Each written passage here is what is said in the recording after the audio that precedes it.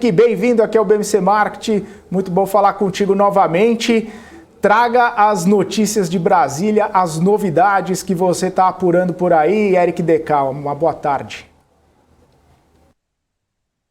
Boa tarde, Felipe. Boa tarde, Gani. Boa tarde, Dani. Boa tarde a todos que estão nos acompanhando.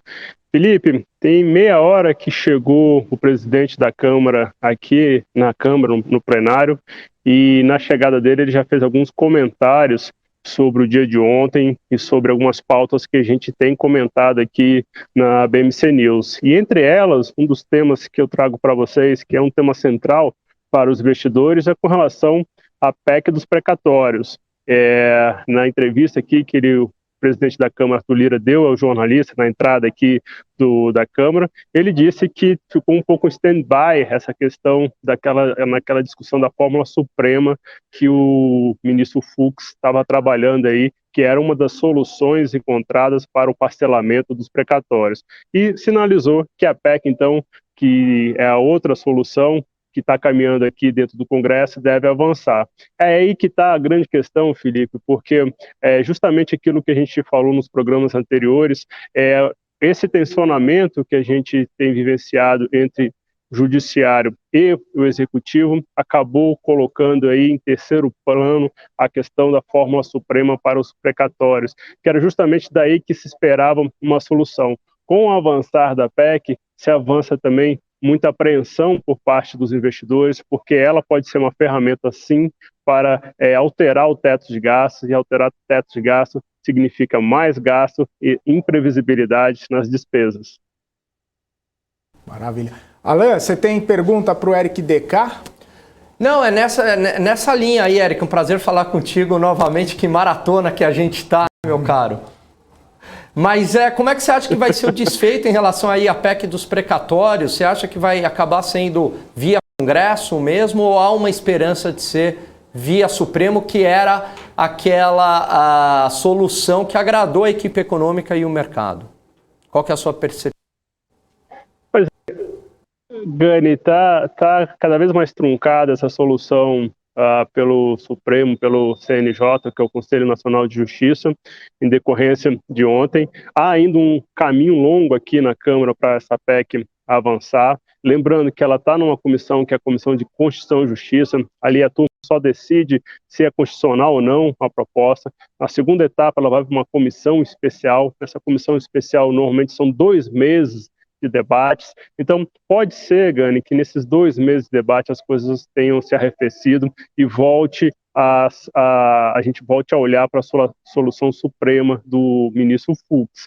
Mas isso está em aberto, até porque a gente acaba de ver aqui nas agências de notícias que o Bolsonaro vai voltar com aquela ideia de encaminhar um processo de impeachment, agora desta vez contra o ministro Barroso, que é o atual presidente do TSE e ministro também do Supremo. Ou seja, mostra que a gente ainda vai ter uma nova escalada aí nesse tensionamento, o que não nos dá certeza que a gente vai ter uma luz no fim do túnel com relação à possibilidade do Supremo avançar nas negociações com relação aos precatórios. Há ainda espaço, há ainda tempo para várias etapas aqui dentro do Congresso para essa PEC se avançar, mas a se continuar esses sucessivos ataques e contra-ataques, a fórmula suprema do Fux deve ficar em terceiro plano.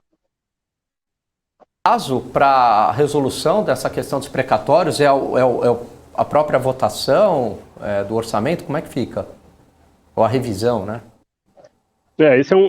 Isso é um ótimo ponto, porque se espera muito que se avance uma solução dos precatórios, seja ela por meio do Supremo, seja ela por meio da PEC, para justamente a partir disso se ter uma noção qual é o tamanho do meteoro que vai ser encaixado no orçamento do próximo ano. O meteoro de hoje é de 90 bilhões, ele foi todo completamente encaixado no orçamento. A partir do momento, Gani, que tem uma solução, e essa solução pode ser o parcelamento, há a previsão então de redução nesse tamanho desse meteoro. Então, ao invés de 90 bi, deve ficar ali em torno de 50, 60 bi. Ficando em torno de 50, 60 bi, isso abre então mais espaço dentro do orçamento do próximo ano, e aí abrindo mais espaço dentro do orçamento do próximo ano, a gente então deve ver movimentações para gastos nas questões sociais em obras. Então, o time, o deadline para a questão dos precatórios seria até a votação do orçamento, e a votação do orçamento pode acontecer, inclusive, no ano seguinte. Se você se lembrar, o orçamento deste ano, o orçamento da União, que previu tudo que ia ser gasto esse ano, foi votado em março, em abril. Houve um delay aqui, houve várias brigas, que teve a eleição para a presidência da Câmara, e o tema do orçamento acabou escorregando para o ano seguinte. Isso pode acontecer, é o pior dos mundos, porque o governo começa o ano sem ter um recurso já sinalizado do que ele pode gastar. Mas pode, inclusive, escorregar para o próximo ano. O ideal é o orçamento ser votado até a última semana de atividades aqui no Congresso, e aí a última semana é a segunda semana de dezembro. Então, até lá, Gani, falando de uma forma bem objetiva, há espaço para que essa solução dos precatórios seja resolvida e isso seja absorvido pelo orçamento do próximo ano. Ô Eric, mais cedo aqui eu estava lendo uma notícia, né, que o Marcelo Ramos, vice-presidente da Câmara, iria protocolar uma PEC que retira os precatórios do teto de gastos, né? Isso aí abriria um espaço de 20 bilhões no orçamento. Essa seria uma alternativa que talvez o presidente Arthur Lira esteja levando em consideração para contornar essa divergência aí com o Supremo e essa escalada de tensionamentos que você bem comentou? Felipe, aí seria uma terceira proposta. Existe a primeira proposta, que é do próprio Supremo, que é uma proposta informal ainda sendo negociada. Existe uma proposta do próprio governo, que prevê o parcelamento aí em 10 anos dos precatórios, e aí viria essa terceira proposta do Marcelo Ramos. É aí que mora o perigo, tá, Felipe? É nessas propostas que podem surgir durante o debate que mora o perigo, porque quando ele fala vamos gastar fora do teto, é justamente sinalizando que a turma aqui do Congresso quer sim mais espaço para gastos em questões sociais em obras no próximo ano.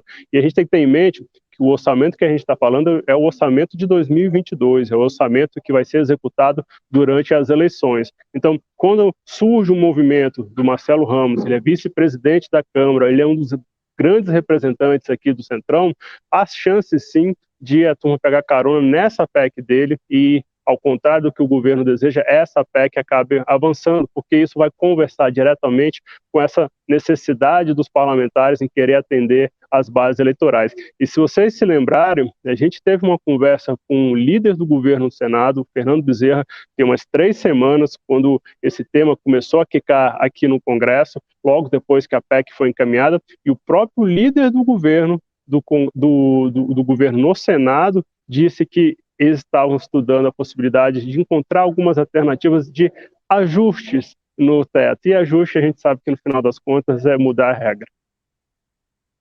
Maravilha. Tem perguntas aí, pessoal? Posso fazer mais uma? O que vocês estão programando aí? Manda ver, Felipe. Manda ver.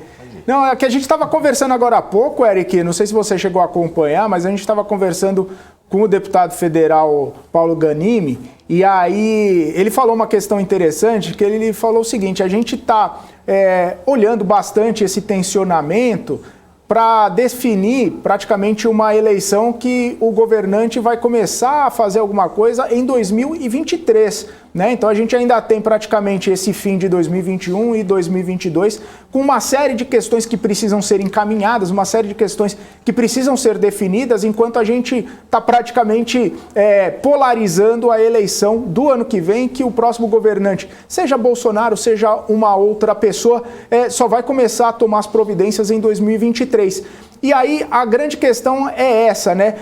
Como que está a agenda, né, para os próximos passos aí? Essas questões de tensionamentos, essas questões de rusgas entre os poderes, pode continuar paralisando, pode seguir criando uma cortina de fumaça para que não sejam votados ou para que sejam votadas pautas, como você bem disse aí do deputado Marcelo Ramos, que vai definir alguma questão dentro de um ano eleitoral. Como que está essa situação, Eric, no seu ponto de vista?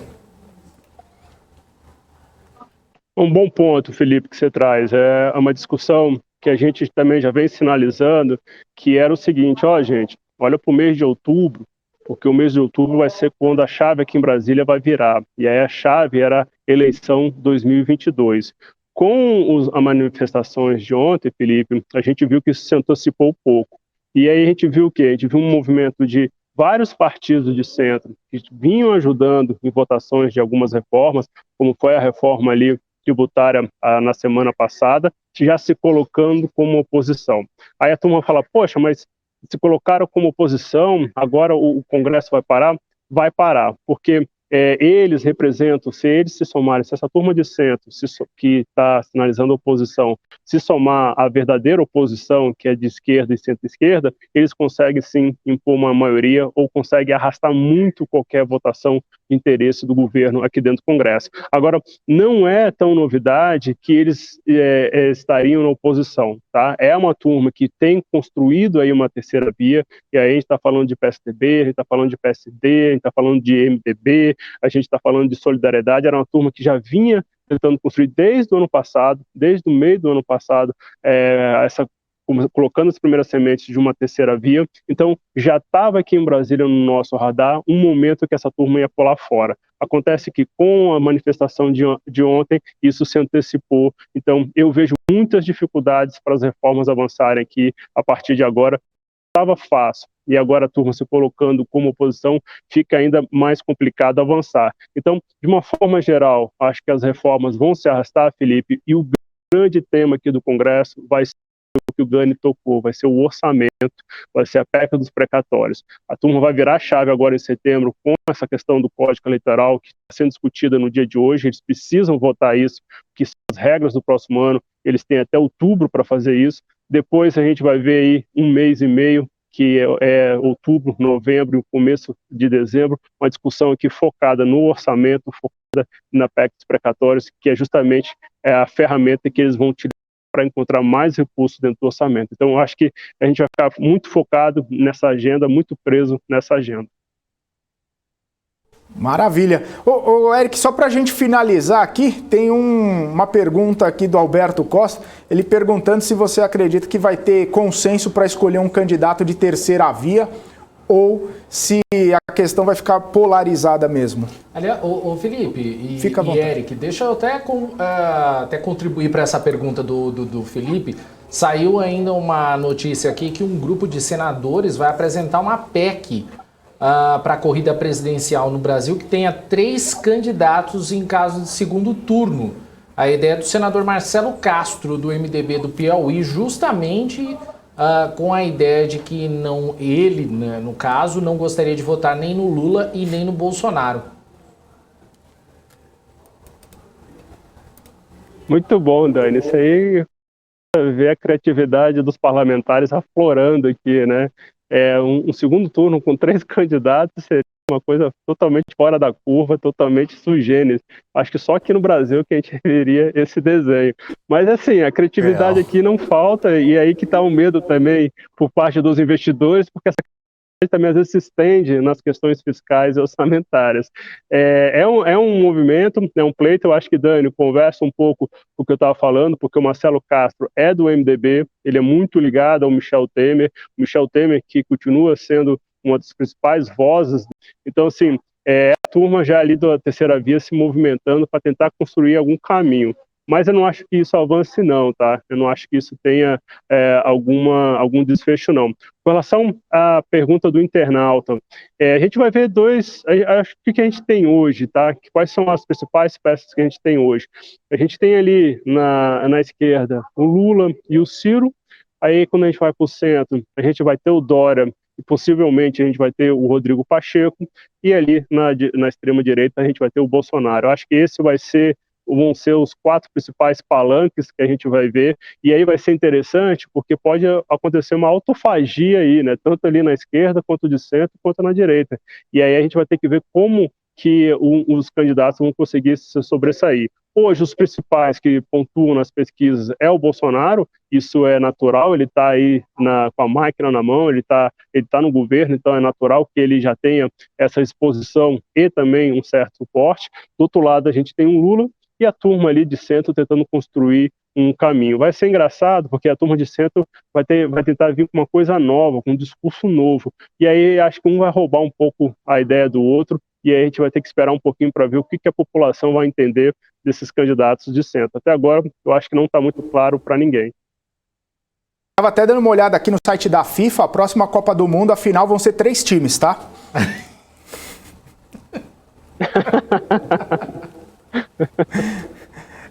Saiu agora a informação. Então, seguindo a linha de raciocínio do nosso nobre senador. Final. O duro do Brasil é que a realidade também supera a ficção, né? Supera a arte. Aqui... Dizem que o brasileiro só não domina o mundo porque dá trabalho, senão já tinha dominado. Mas é isso aí, Eric, Filipão, valeu. Diga cara, lá. Vai lá. Só pegando um gancho de ontem que a gente conversou com o Dani falou que estava chegando aqui na proximidade do Congresso, da Praça dos Três Poderes, aquela movimentação de caminhoneiros.